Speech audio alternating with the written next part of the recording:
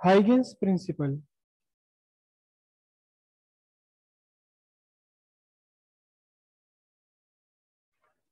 Huygens principle, Huygens scientist थे, उन्हीं के नाम पर ये प्रिंसिपल है। उन्होंने लाइट के बारे में एक्चुअली कुछ प्रिंसिपल दिया था। दिया तो वो लाइट के लिए था बेसिकली, लेकिन एप्लीकेबल है हर तरह की वेव के लिए। क्यों दिया था उन्होंने? ये प्रैक्टिकली बहुत पहले ही पता लग चुका था क्या, कि जब रिफ्लेक्शन होता है तो एंगल ऑफ इंसिडेंस और एंगल ऑफ रिफ्लेक्शन ये दोनों आपस में इक्वल होते हैं। ये प्रैक्टिकली पता लग गया था। या फिर जब लाइट एक मीडियम से दूसरे मीडियम में प्रोपेगेट करती है, चेंज करती है मीडियम, तो sine of angle of incidence and the sine of angle of refraction, इनका रेशियो एक कांस्टेंट आता है। ये बातें पहले ही से ही पता लग रही थी, प्रैक्टिकली ऑब्जर्व हो रहा था। लेकिन एक्चुअल में ये फिनोमिनन होता क्यों है? क्यों एंगल ऑफ इंसिडेंस और एंगल ऑफ रिफ्रैक्शन हमेशा इक्वल होते हैं? क्यों इनके रेशियो हमेशा कांस्टेंट आती गिवन पेयर ऑफ मीडिया के लिए? क्यों ये तीनों एक ही प्लेन में लाई करते हैं? मतलब सीधी सीधी बात यह है कि laws of reflection, laws of reflection and laws of refraction, ये दोनों एक्सप्लेन नहीं हो रहे थे। ये दोनों एक्सप्लेन नहीं हो पा रहे थे किसी भी तरह से कि ये लॉज फॉलो हो क्यों रहे हैं। बेसिकली इन दोनों लॉज को एक्सप्लेन करने के लिए हाइगेंस ने अपना एक प्रिंसिपल दिया। इससे पहले न्यूटन ने एक्सप्लेन करने की कोशिश की थी इन दोनों फिनोमिनन्स को, लेकिन न्यूटन की उस फिनोमिनन में, उस प्रिंसिपल में कुछ कंट्रोवर्शियल बातें थी। कुछ कंट्रोवर्शियल बातें ऐसी थी कि न्यूटन ने कहा कि यहाँ अट्रैक्शन होता है, तो फिर वहाँ वहीं फिर उसने कहा कि रिपल्शन भी होता है। और वो उस टाइम न्यूटन ने जो प्रिंसिपल दिया था उसे कहते थे कॉर्पस्कल्स थ्योरी। कॉर्पस्कल्स थ्योरी कही थी। और न्यूटन ने ये माना था कि लाइट जो है वो पार्टिकल की फॉर्म में चलती है, और particle in law of inertia के हिसाब से कि वो चलता हुआ पार्टिकल अपना रास्ता नहीं बदलता, ये वो सारे कोलिजन हुआ तो उससे रिफ्लेक्शन हो गया। लेकिन उसमें कई जगह कंट्रोवर्शियल चीजें हो रही थी। अब आपको सिलेबस में है नहीं, पढ़ाई भी नहीं आती, तो वो न्यूटन का कॉर्पस्कल थ्योरी एक्सप्लेन नहीं कर पाई, ना लॉज ऑफ रिफ्लेक्शन को ना लॉज ऑफ रिफ्रैक्शन को। मतलब सेटिस्फैक्टरीली एक्सप्लेनेशन नहीं हो पाया। उसके बाद हाइगेंस ने अपना प्रिंसिपल दिया और कुछ नए कंसेप्ट सामने रखे अपने।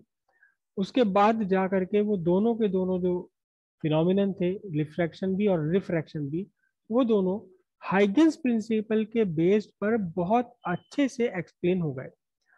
और फिर हाइगेंस के इस प्रिंसिपल पर ही एक्सप्लेनेशन हो पाया, सक्सेसफुली एक्सप्लेनेशन हो पाया इंटरफेरेंस और डिफ्रैक्शन पैटर्न बनने का। वेव थ्योरी अप्लाई की हाइगेंस ने, और वेव थ्योरी अप्लाई करने के लिए हाइगेंस ने एक बिल्कुल नया प्रिंसिपल बोला, एक नया सिद्धांत दिया उन्होंने। एक कंसेप्ट रखा, वेव फ्रंट।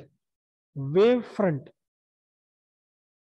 तो ये पहले हाइगेंस प्रिंसिपल समझने से पहले हमें समझना पड़ेगा कि वेव फ्रंट क्या है।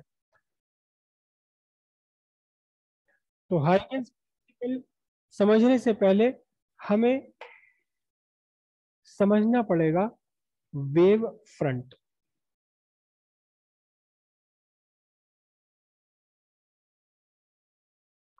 वेव फ्रंट क्या है? वेव फ्रंट कोई नई बात नहीं बताई थी हाइगेंस ने। हमारी अपनी आपकी लाइफ में वेव फ्रंट्स खूब होते हैं, और हमने सबने वेव फ्रंट्स देखे हुए हैं। हमने सबने वेव फ्रंट्स देखे हुए, वेव फ्रंट्स बनाया भी है खेल खेल में। क्या है वेव फ्रंट? कहीं शांत पानी है, शांत है बिल्कुल, सरफेस एकदम शांत है, अनडिस्टर्ब, उसमें आपने एक पत्थर फेंक दिया, तो पत्थर फेंकते ही वहाँ एक डिस्टरबेंस आपने क्रिएट किया, और वो डिस्टरबेंस उस वाटर सरफेस के ऊपर फैलता चला जाता है। तो वो जो फैलता हुआ आपको दिखाई दे रहा है, जो फैलता हुआ बाहर की तरफ बढ़ता हुआ आपको दिखाई दे रहे हैं, सर्कल्स जो आपको, रिंग्स जो आपको दिखाई दे रहे हैं, वो एक्चुअली वेव फ्रंट है। वो वेव फ्रंट है आपके। तो वेव फ्रंट समझते हैं कि वेव फ्रंट है क्या चीज। वेव फ्रंट समझने के लिए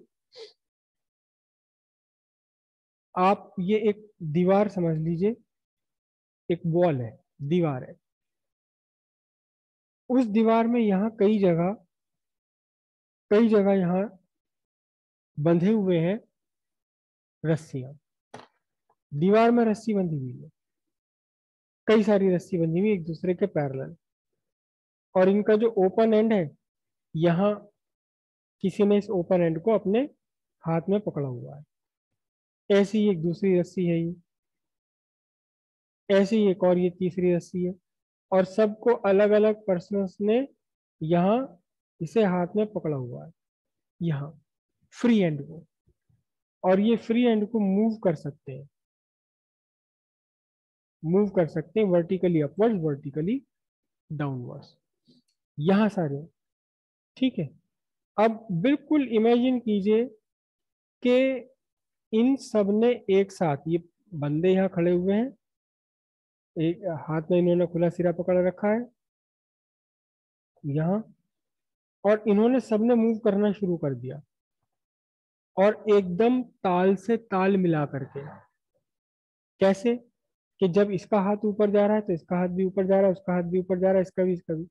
जब पहले वाले का हाथ नीचे आ रहा है तो इन सब के हाथ एक साथ नीचे आ रहे हैं, एक साथ ये मोशन डाल रहे हैं। तो क्या हुआ, इससे यहाँ इस रस्सी में एक वेव बन जाएंगी, रस्सी में वेव बन गई। और अगर ये परफेक्टली सिंक्रोनाइज्ड है, परफेक्टली सिंक्रोनाइज्ड है आपस में एक दूसरे के साथ, परफेक्टली हार्मनी में है ये, हालांकि मुझसे कभी भी डायग्राम ये ठीक नहीं बन पाता, थोड़ा बहुत तो बिगड़ जाता है, लेकिन अगर ये सब के सब एक साथ परफेक्टली हार्मनी में, सिंक्रोनाइजेशन के साथ फ्री एंड को मूव कर रहे हैं, तो क्या होने वाला है? होने वाला ये है कि इन रस्सियों में एक साथ क्रेस्ट या एक साथ ट्रफ डेवलप होंगे, सब एक साथ आगे पीछे चलेंगे, ये क्रेस्ट और ट्रफ्स आगे चल रहे हैं, आगे चल रहे हैं सारे। अब अगर यहां आप देखें, पहली रस्सी का ये पार्टिकल, दूसरी रस्सी का ये पार्टिकल, तीसरी रस्सी का ये पार्टिकल, ये पार्टिकल, ये सब के सब अपने अपने पॉजिटिव एक्सट्रीम पर है, सारी पार्टिकल। हालांकि पार्टिकल अलग अलग है, लेकिन सब के सब एक जैसे मोशन में है। अगर ये वाले पार्टिकल्स आप देखें, ये पार्टिकल्स सब के सब, ये सारे पार्टिकल्स अपने नेगेटिव एक्सट्रीम पोजीशन पर है उस टाइम, जिस टाइम का हमने रस्सियों का फोटो लिया। रस्सियां झुला रहे थे सारे के सारे ये मिलकर के, हमने इसका फोटो ले लिया, रस्सियों की इंस्टेंटेनियस पोजीशन आ गई है, क्रेस्ट और ट्रफ्स की इंस्टेंटेनियस पोजीशन आ गई। अगर ये वाले पार्टिकल्स आप देखें, तो ये सारे पार्टिकल्स अपने अपने मीन पोजीशंस पर है। ये सारे के सारे पार्टिकल्स कहाँ हैं? ये सारे के सारे पार्टिकल्स अपने अपने मीन पोजीशंस पर है।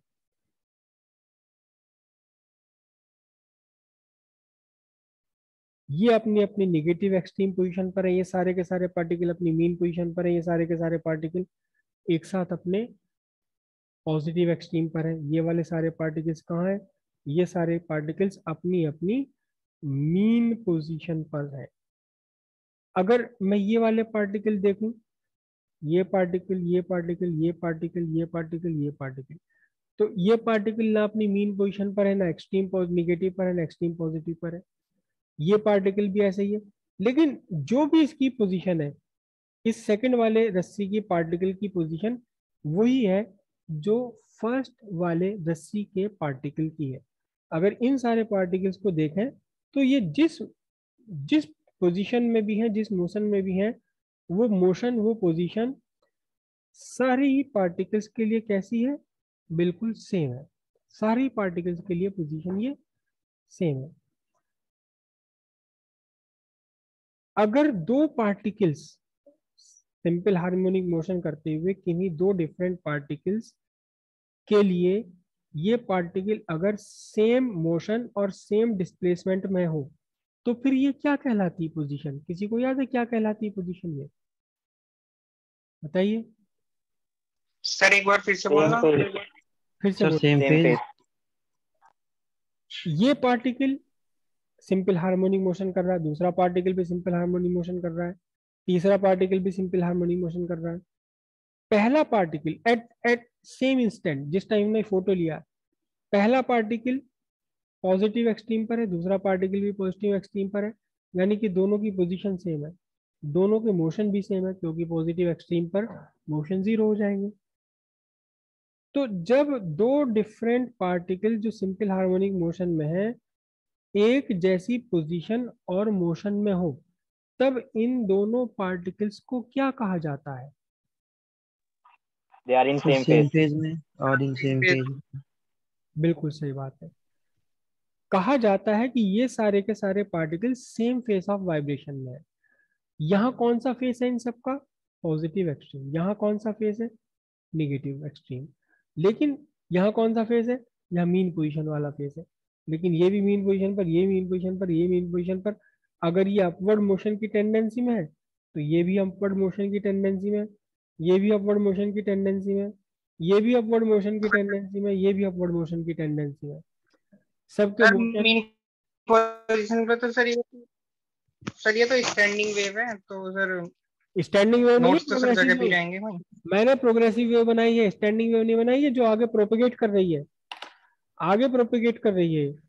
हम इसे रिफ्लेक्ट नहीं होने दे रहे, ये यहाँ से रिफ्लेक्ट वापस नहीं आ रही। Okay sir. स्टैंडिंग वेव तो तब बनेगी ना जब रिफ्लेक्शन होकर के वापस आएगा। अभी तो हम ये प्रोग्रेसिव वेव की बात कर रहे हैं। तो प्रोग्रेसिव वेव है, डिफरेंट यस। पार्टिकल्स है, तो हम ये क्या कहेंगे? हम ये कहेंगे कि ये सारे के सारे पार्टिकल्स कैसे हैं? They are in same phase of vibration. They are in same phase of vibration. बस अब यहीं से निकल कर आता वेव फ्रंट। क्या है कि इन सारे पार्टिकल्स को मिला करके एक लोकस आप ड्रॉ कर लीजिए। ये लोकस बन गया है। कौन सा लोकस बन गया? ये एक ऐसा लोकस है जिस पर आने वाला हर एक पार्टिकल अपनी पॉजिटिव एक्सट्रीम पर है। ये भी एक ऐसा लोकस है जिस पर आने वाला हर एक पार्टिकल अपनी निगेटिव एक्सट्रीम पोजीशन पर है, लेकिन है तो सब सेम फेस ऑफ वाइब्रेशन में। ठीक है, तो अब हम क्या कहेंगे? क्या कहेंगे इसे? कुल मिलाकर हम कहेंगे लोकस।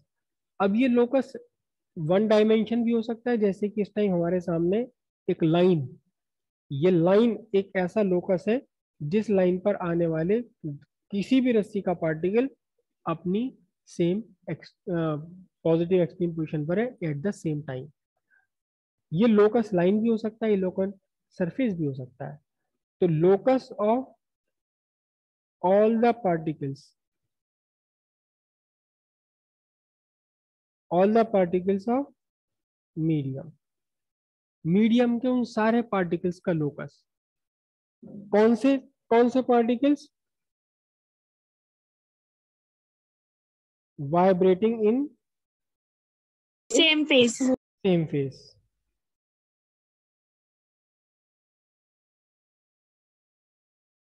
इज कॉल्ड क्या? Wave front.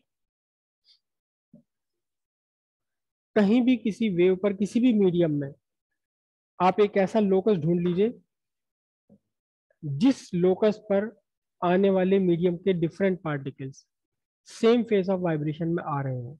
बस ये जो लोकस आपने बनाया है, ये लोकस ही क्या है? ये ये लोकसी वेव फ्रंट है।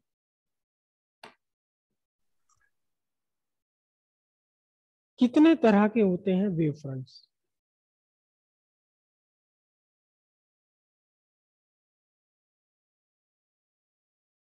सबसे पहले तो ये याद रखिएगा, जो वेव फ्रंट है ये एक लाइन की फॉर्म में भी हो सकता है और एक सरफेस की फॉर्म में भी हो सकता है, यानी single dimension, two dimension, three dimensional नहीं होता। तो सबसे पहला जो सिंपलेस्ट केस है, सर्कुलर वेव फ्रंट।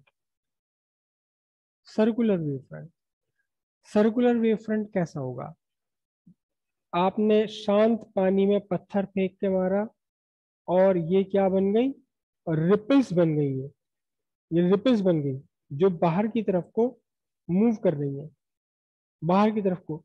तो एक्चुअली जो आपको दिखाई दे रहा है ये वो पार्ट है जहां सारे के सारे वाटर के पार्टिकल अपनी मीन पोजीशन से ऊपर है, मीन पोजीशन से ऊपर है, क्रेस्ट पर है। यहाँ वो सारे पार्टिकल्स हैं जो अपनी मीन पोजीशन से नीचे ट्रफ पर है। फिर ये वो सारे पार्टिकल हैं जो अपनी मीन पोजीशन से ऊपर है, क्रेस्ट पर है। तो आपको एक्चुअल में कौन आगे बढ़ता दिखाई दे रहा है? आपको क्रेस्ट एंड ट्रफ्स आगे बढ़ते हुए दिखाई दे रहे हैं। तो ये जो क्रेस्ट और ट्रफ्स है किसकी फॉर्म में है? ये सर्किल की फॉर्म में है। बस यही क्या है? सर्कुलर वेव फ्रंट है। जो आपको सर लहरें क्रैश और कहाँ है इसमें? हाँ फिर बोलिए क्या पूछ रहे हैं? सर क्रैश और ट्रफ तो इसमें कहाँ है सर? क्रेस्ट और ट्रफ बन जाते हैं पानी की सरफेस के ऊपर। जब पानी पे लहर बन रही है तो वो लहरें एक्चुअली क्रेस्ट और ट्रफ्स की फॉर्म में बनती हैं। वही क्रेस्ट और ट्रफ जो है वो आपके सर्कुलर वेव फ्रंट कहलाएंगे, क्योंकि एक सर्किल की फॉर्म में बन रहे हैं, सर्किल की फॉर्म में बन रहे हैं, कंसेंट्रिक सर्किल की फॉर्म में बन रहे हैं। तो ये सर्कुलर वेव फ्रंट हो गया। मतलब क्या हुआ कि ये पूरा सर्किल है, ये पूरा सर्किल है, इस पूरे सर्किल पर आने वाले पानी के, अगर पानी में लहर बना रहे हैं तो पानी के सारे मॉलिक्यूल या पार्टिकल अपने अपनी पॉजिटिव एक्सट्रीम पर है। तो ये एक वेव फ्रंट बन गया। इस लोकस को अगर आप कंसीडर करें तो यहाँ पानी के सारे पार्टिकल्स अपनी निगेटिव एक्सट्रीम पोजीशन पर है। तो ये सर्किल भी क्या बन गया? ये सर्किल भी आपका एक और वेव फ्रंट बन गया। एक ऐसा वेव फ्रंट जिस वेव फ्रंट पर आने वाले वाटर के डिफरेंट पार्टिकल्स अपनी एक साथ, सबके सब एक साथ निगेटिव एक्सट्रीम पोजीशन पर है। सर्कुलर वेव फ्रंट हमेशा कहाँ बनेंगे? ये हमेशा एक सरफेस पर बनेंगे, ओपन सरफेस पर। जो ओपन सरफेस है किसी भी लिक्विड की, वहां बनेंगे। ये सॉलिड पर भी बन सकते हैं, सॉलिड पर भी बन सकते हैं ये। जैसे कि आपका अर्थक्वेक आता है, वो कहते हैं ना कि अर्थक्वेक का सेंटर वहां था, दिल्ली से 200 किलोमीटर दूर फला जगह। तो यहाँ से ये शुरू हुआ और अर्थ की जो सरफेस है उस टाइम एक लिक्विड की तरह बिहेव करने लगती है और ये वेव फ्रंट इसके ऊपर बनते हैं। अगर आप सर्च करें नेट पर तो वो वेव फ्रंट दिखाई भी दे जाते हैं, लहरें आगे बढ़ती हुई दिखाई दे जाती हैं अगर बहुत ऊंचाई से उसका वीडियोग्राफी की जाए। तो लिक्विड पर बनेंगे या सॉलिड की सरफेस पर बनेंगे, सरफेस पर बनेंगे। एक जगह और है जहां ये बनते हैं, जो तबला होता है आपका, तबला या जितने भी मेम्ब्रेन वाले इंस्ट्रूमेंट्स हैं, जब कोई यहाँ उंगली टच करता है तो पूरा का पूरा ये तबले का जो ये तबला है, ये ऊपर इसकी मेम्ब्रेन लगी हुई, यहाँ स्ट्राइक करा अपनी उंगली से तो यहाँ वेव फ्रंट बनते हैं और वो इसमें आगे चलते हैं, रिफ्लेक्ट होकर वापस भी लौट कर आते हैं। लेकिन वो वेव फ्रंट कैसे है? सर्कुलर वेव फ्रंट है। कहाँ बनेंगे? सरफेस पर बनेंगे। सेकेंड वेव फ्रंट है, देखो वेव फ्रंट तो अपने आप में टू डायमेंशनली होता है, लेकिन ये थ्री डायमेंशनल स्पेस में बन सकता है। जैसे कि बनता है spherical wave front, spherical wave front.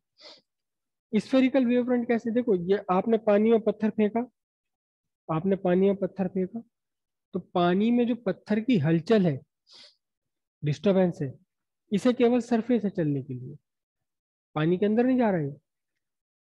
लेकिन अगर कहीं वेव फ्रंट बनने के लिए 3 डायमेंशनल स्पेस आपके पास अवेलेबल है, तो स्फेरिकल वेव फ्रंट वहां बन सकता है। कैसे? जैसे कि ये आपका पॉइंट सोर्स हो गया। अब इस पॉइंट सोर्स से निकल रही है वेव, इधर भी निकल रही है, इधर भी निकल रही है, इधर भी निकल रही है। मुझसे कभी डायग्राम ठीक नहीं बन पाएगा। यहाँ भी निकल रही है, तो पता चलता है ये क्रेस्ट, ये क्रेस्ट, ये क्रेस्ट, सारे क्रेस्ट को मिला दिया, इधर सारे ट्रफ्स को मिला दिया, इधर सारे मिड पॉइंट वालों को मिला दिया। तो ये कैसा बन गया? ये एक स्फीयर बन गया 3D स्पेस में। हालांकि है ये सरफेस ही है, तो ये सरफेस ही, स्फीयर भी क्या होगा? एक सरफेस ही है, हॉलो स्फीयर, लेकिन वो 3 डायमेंशनली बन रहा है। तो स्फेरिकल वेव फ्रंट कहाँ कब बनते हैं? ये बनते हैं किससे? पॉइंट सोर्स से बनते हैं इन 3D स्पेस।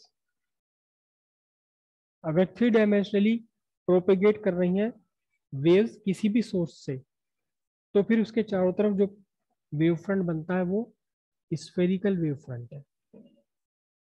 बात आई समझ? इतनी कॉपी पे ड्रॉ करने में सर्कुलर भी और स्फेरिकल भी एक जैसे ड्रॉ किए जाएंगे। ये भी सर्कल्स की फॉर्म में ड्रॉ करना पड़ेगा, और कॉपी पे हम 3rd डायमेंशन कहाँ से लाएंगे? तो स्फेरिकल वेव फ्रंट को भी हमने कैसा ड्रॉ करना है? वैसे ही जैसे सर्कुलर को किया था। लेकिन हमें ध्यान रखना है कि अगर ये 3 डायमेंशनली मूव कर रही है वेव्स, तो फिर ये स्फेरिकल है, और अगर 2 dimensionally over the surface move कर रही है तो फिर कैसा है? सर्कुलर है। ठीक है। तीसरी तरह का एक और वेव फ्रंट है जिसे हम बोलते हैं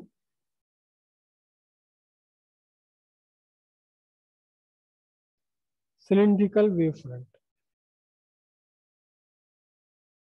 cylindrical wave front, cylindrical wave front क्या है? सिलिंड्रिकल वेव फ्रंट बनता है फ्रॉम एक्सटेंडेड सोर्स से, जिस सोर्स का साइज पॉइंट साइज नहीं है, लंबाई में ज्यादा है। जैसे आपकी ट्यूबलाइट, ये पूरा का पूरा सोर्स है, ये पूरा का पूरा सोर्स है, तो इससे 3 डायमेंशनली हर तरफ को ये वेव्स निकल रही है। अब आपने क्या करा? इस वेव्स के जो डिफरेंट पार्टिकल्स थे इन सेम फेस ऑफ वाइब्रेशन, उन पार्टिकल्स को आपने ज्वाइन कर लिया। यहाँ भी होगा, यहाँ भी होगा, यहाँ भी होगा, तो चारों तरफ क्या बन गया? ये एक पूरी सरफेस कैसी बन गई? ये आपकी क्या बन गई? सिलेंडर बन गया, पूरा का पूरा, पूरा का पूरा सिलेंडर बन गया। तो इसे आप क्या कहेंगे? इसे हम सिलेंड्रिकल वेव फ्रंट आप सब बोलेंगे। ये बनता है किससे? एक्सटेंडेड सोर्स से। सर्कुलर वेव फ्रंट भी और स्फेरिकल वेव फ्रंट भी दोनों ही बनते हैं पॉइंट सोर्स से। लेकिन सिलिंड्रिकल वेव फ्रंट बनता है किससे? Cylindrical wave front extended source से बनता है। इसके साथ साथ एक और है, एक और चौथा, जिसे हम बोलते हैं प्लेन वेव फ्रंट। ये प्लेन वेव फ्रंट कुछ भी नहीं है। ये प्लेन वेव फ्रंट सर्कुलर या स्फेरिकल या सिलिंड्रिकल ही है, लेकिन सोर्स से बहुत दूर। जैसे कि ये आपका एक सोर्स है, सोर्स के पास अगर आप लहरें देखेंगे तो ये लहरें हैं सोर्स के पास, तो ये सर्कल्स हैं, सर्कुलर वेव फ्रंट बने या स्फेरिकल वेव फ्रंट बने। लेकिन अब आप ध्यान से देखिए कि इस सोर्स से जितना ज्यादा डिस्टेंस पर आप जाएंगे, इस सोर्स से जितना ज्यादा डिस्टेंस पर आप जाएंगे, इस वेव फ्रंट की कर्वेचर, घुमाव, इस वेव का जो घुमाव है वेव फ्रंट का, वो लगातार बढ़ती चली जाएगी, रेडियस बढ़ता चला जाएगा, रेडियस ऑफ कर्वेचर बढ़ता चला जाएगा। तो कर्वेचर यानी घुमाव जो है इसका, वो घुमाव लगातार क्या होगा? वो घुमाव तो लगातार कम होता जाएगा। और एक टाइम ऐसा आएगा कि जो सोर्स से आप बहुत दूर ले गए, बहुत दूर कोई पॉइंट आपने लिया है सोर्स से, तो ये घुमाव घटते घटते घटते घटते घटते घटते अल्टीमेटली क्या बन गया? ये प्लेन वेव फ्रंट बन जाता है। यहाँ आकर के ये क्या हो गया? इसका कर्वेचर सारा खत्म हो गया और ये प्लेन वेव फ्रंट आ गया। तो at large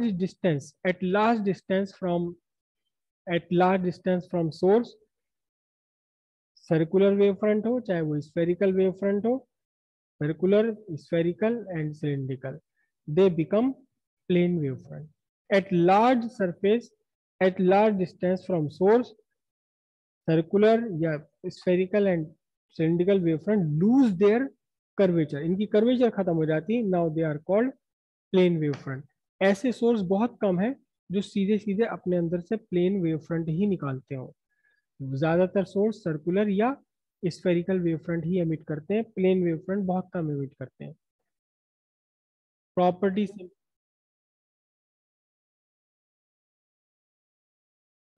of wave front. सबसे पहली तो वही प्रॉपर्टी जिस पर हमने इसको डिफाइन किया है.